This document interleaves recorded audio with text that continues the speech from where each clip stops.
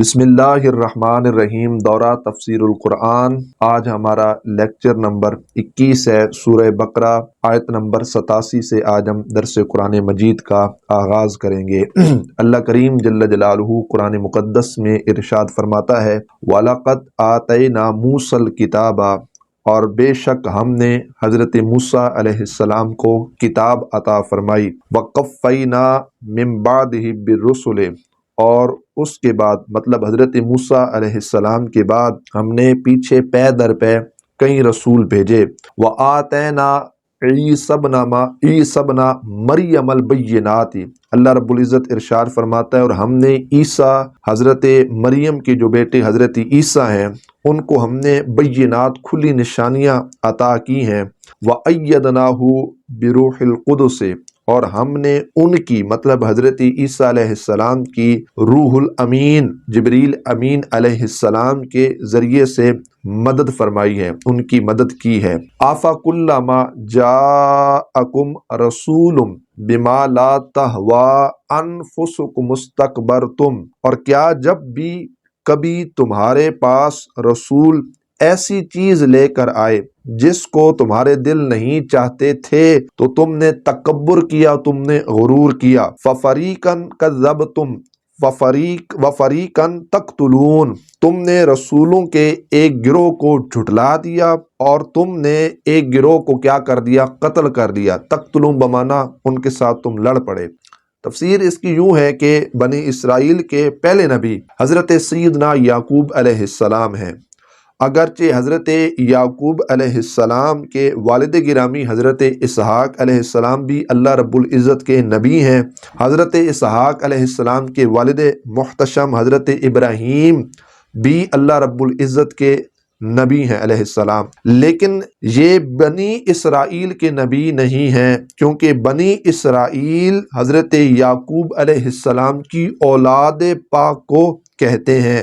بنی اسرائیل کے پہلے نبی حضرت سیدنا یعقوب علیہ السلام، جبکہ بنی اسرائیل کے جو آخری نبی ہیں وہ سیدنا عیسیٰ روح اللہ علیہ السلام ہیں۔ حضرت عیسیٰ علیہ السلام کا ذکر پاک جو ہے وہ والدہ کی طرف منسوب کر کے کیا اور فرمایا عیسیٰ علیہ السلام جو ابن مریم مطلب حضرت مریم کے بیٹے ہیں۔ مفسرین کہتے ہیں سارا قرآن پاک پڑھ لیجئے، کسی نبی کا ذکر اس کے باپ کے حوالہ سے نہیں ملتا کہ یہ فلاں کا بیٹا ہے، حالانکہ حضرت ابراہیم بھی اللہ رب العزت کے نبی ہیں، ان کے بیٹے حضرت اسحاق بھی اللہ رب العزت کے نبی ہیں، ان کے بیٹے حضرت یعقوب بھی اللہ رب العزت کے نبی ہیں، پھر ان کے بیٹے حضرت یوسف علیہ السلام یہ بھی اللہ رب العزت کے نبی ہیں۔ لیکن قرآن مقدس قرآن مجید قرآن رشید بھی میں کسی جگہ پر یوں ان کا ذکر آپ کو نظر نہیں آئے گا کہ یوسف علیہ السلام بیٹے یعقوب کے، یعقوب علیہ السلام بیٹا اسحاق کا اور اسحاق بیٹا ابراہیم کا علیہ السلام۔ لیکن ایک جنابی عیسیٰ ایسی ہستی ہیں، ایسے نبی ہیں کہ جن کی نسبت قرآن مقدس میں ان کے نام کے ساتھ ان کی والدہ محترمہ کی طرف کی گئی ہے کہ عیسیٰ علیہ السلام جو بیٹے ہیں کن کے؟ حضرت مریم علیہ السلام کے۔ یہ بھی اس بات کی طرف اشارہ ہے کہ انبیاء کرام علیہ السلام میں سے حضرت عیسیٰ علیہ السلام وہ واحد شخصیت ہیں جن کو اللہ کریم جل جلالہ نے بغیر باپ کے صرف ماں کے پیٹ سے حضرت جبریل علیہ السلام کے بھیجنے سے اور آ کر انہوں نے جو پھونک ماری اور اس وجہ سے اللہ تبارک و تعالیٰ جل جلالہ نے حضرت عیسیٰ علیہ السلام کو پیدا فرمایا ہے۔ مختصر بات کرنے کا مقصد یہ ہے کہ حضرت عیسیٰ علیہ السلام کے والد گرامی نہیں تھے، صرف آپ کی والدہ محترمہ ہی تھیں، تو جناب عیسیٰ علیہ السلام کے لیے والد کا اس بات کرنا یہ تو سراسر کفر ہے، کیونکہ قرآن پاک نے وضاحت اس کی فرما دی ہے عیسیٰ بیٹے ہیں مریم کے۔ اب قادیانیوں نے کیا کیا کہ مرزا قادیانی نے حضرت عیسیٰ علیہ السلام کے باپ کا اس بات کیا، ثبوت رکھا اور اس بات کو اس نے ثابت کیا کہ عیسیٰ علیہ السلام کے والد بھی تھے، تو پھر اس پر انکار انکار آیت آیا کہ نہیں آیا، اور جس نے قرآن مقدس قرآن مجید برہان رشید کے ایک لفظ کا بھی انکار کیا وہ شخص تو دائرہ اسلام سے خارج ہے، وہ شخص کافر ہے۔ اور اس شخص نے کیا کیا کہ والد کا اس بات کیا نا کہ قرآن مجید نے اس کی باقاعدہ طور پر نفی کی ہے، اور اپنی طرف سے گھڑ کر کوئی بات قرآن مقدس میں ڈالنا یہ بہت بڑی جسارت ہے جو لعنتی مرزا قادیانی نے کی ہے۔ اللہ رب العزت نے اس آیت کریمہ کے اندر ارشاد فرمایا کہ ہم نے عیسیٰ علیہ السلام کو واضح طور پر نشانیاں عطا فرمائی ہیں۔ کون سی نشانیاں؟ وَأُبْرِئُ الْأَكْمَحَ وَالْأَبْرَصَ۔ حضرت عیسیٰ علیہ السلام جو ہیں وہ اللہ رب العزت کے فضل و کرم سے مادرزاد اندھوں کو اور کوہڑ کے جو مریضوں کو شفا عطا فرماتے تھے اللہ کی عطا سے۔ وَأُحْيِي الْمَوْتَى بِإِذْنِ اللَّهِ، وہ مردوں کو زندہ کیا کرتے تھے بِإِذْنِ اللَّهِ، اللہ رب العزت کے حکم سے۔ وَأُنَبِّئُكُم بِمَا تَأْكُلُونَ وَمَا تَدَّخِرُونَ، جو لوگ کھا کر آتے اور گھروں میں بچا کر آتے آپ ان کی خبر دیا کرتے تھے۔ یہ اللہ رب العزت نے آپ کو عظیم علم عطا کیا تھا کہ جو کچھ لوگ کھا کر آتے آپ وہ بھی بتاتے، جو لوگ گھروں میں بچا کر آتے تھے آپ وہ بھی بتایا کرتے تھے۔ پتہ چلا، مفسرین کہتے ہیں حضرت عیسیٰ علیہ السلام حاجت مندوں کی حاجات کو پورا کرتے، اور حضرت عیسیٰ علیہ السلام مشکل کشائی بھی فرماتے تھے۔ یہاں سے بھی اہل سنت و جماعت کا عقیدہ جو ہے وہ ثابت ہو رہا ہے کہ صرف مشکل کشا اور حاجت روا یہ رب کی ذات نہیں بلکہ رب ذوالجلال جل جلالہ جسے چاہتا ہے اپنی توفیق سے اسے طاقت دیتا ہے فضل و کرم سے، اور اللہ رب العزت جل جلالہ مخلوق میں سے چاہے وہ انبیاء علیہ السلام ہو یا اولیاء کاملین جس سے چاہتا ہے اللہ رب العزت مشکل کشا بھی بنا سکتا ہے، حاجت روا بھی بنا سکتا ہے۔ اور اہل سنت و جماعت کا یہ عقیدہ، یہ اس بات کو بھی آپ اپنے اذہان کے اندر رکھیے کہ ہم یہ عقیدہ ہرگز نہیں رکھتے کہ اللہ رب العزت کی جو مخلوق ہے چاہے وہ انبیاء علیہم السلام ہو یا اولیاء کاملین رحمت اللہ علیہ مجمعین ہو کہ وہ ہر آن ہر گھڑی ہماری مشکل کشائی کرتے ہیں، ہماری حاجت روائی کرتے ہیں، ہماری مدد کرتے ہیں۔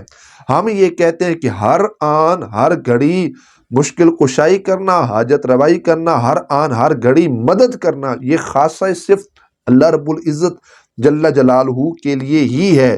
لیکن اللہ کریم بعض اوقات اپنے پیاروں کو طاقت دیتا ہے جس سے چاہتا ہے، وہ چاہے داتا علی حجویری کو دے، وہ چاہے پیر مہری علی شاہ کو دے، وہ چاہے حضور پیر سیال کو دے، وہ جس سے چاہتا ہے طاقت دیتا ہے، تو وہ پھر بندوں کی تکلیف کو دور کرتے ہیں۔ وہ اللہ کے مقربین بندوں کی حاجات کو پورا فرماتے ہیں۔ یہ در حقیقت حضرت عیسیٰ علیہ السلام بھی کیا ہو گئے؟ مشکل کشا ہو گئے اور حاجت روا ہو گئے۔ یہاں سے دوسری دلیل حضرت حسان بن ثابت رضی اللہ تعالیٰ عنہ، ایک عظیم نعت خوان ہے، صحابی رسول ہیں، اللہ کے محبوب علیہ السلام کی بارگاہ میں حضور علیہ السلام کی بارگاہ میں نذرانہ عقیدت پیش کرتے ہیں، اور اللہ کے محبوب علیہ السلام دعا فرماتے ہیں اللہم ایدہ بروح القدس، اے اللہ میرے حسان کی مدد جبریل امین علیہ السلام کے ذریعے فرما۔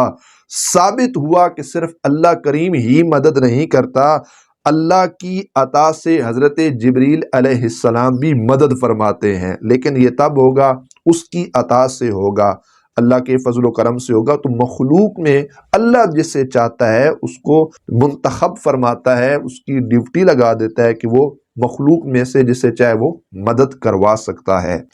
آگے ایک اور بات اس آیت کریمہ کے اندر وَفَرِيقًا تَقْتُلُونَ کہ وہ رسولوں کو کیا کرتے تھے؟ قتل کرتے تھے۔ تو یہاں تقتلون جو ہے وہ بمعنی ہے لڑائی کے، نہ کہ وہ عام قتل جس طرح قتل کیا جاتا ہے۔ اللہ رب العزت نے قرآن مقدس میں ارشاد فرمایا کاتب اللہ لا اغلبن انا ورسلی، اللہ رب العزت جل جلالہ نے لکھ دیا ہے کہ میں غالب آؤں گا اور میرے رسول غالب آئیں گے۔